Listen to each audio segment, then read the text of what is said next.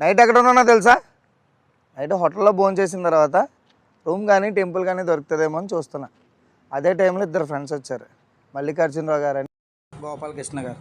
మన సైకిల్ చూసి అడిగారు, అమ్మ తిరుపతి వెళ్తున్నావా అని చెప్పి. అవును సార్ అని చెప్పా. భోజనం చేసావా అని అడిగారు.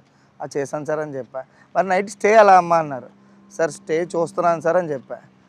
మా అపార్ట్మెంట్ ఉంది, అక్కడ పడుకుని పొద్దున్న వెళ్ళమ్మా అని చెప్పి అడ్రస్ చెప్పి పంపించారు. సో ఇదే అపార్ట్మెంట్ అది. మనం నైట్ ఇక్కడే స్టే చేసాం. ఇక్కడి నుంచి స్టే చేసిన తర్వాత మళ్ళీ స్టార్ట్ అవుతున్నాం. సో ఇది లలిత హాస్పిటల్ ఒకటి ఉంది, ఆ హాస్పిటల్ ఎదురుగానే ఉంది. గుంటూరుగా హైవేకి చాలా దగ్గర అనమాట. మనం జస్ట్ అలా రోడ్ దాటి వచ్చి మళ్ళీ ఇక్కడి నుంచి మళ్ళీ స్టార్ట్ అయిపోతున్నాం. నైట్ నాకు స్టే ఇచ్చినందుకు చాలా thank you so much sir. ఎవరో తెలియకపోయినా సరే మా లాంటి వాళ్ళు మీరు హెల్ప్ చేసినందుకు ఉంటాం. మరి థ్యాంక్ యూ, బాయ్ బాయ్.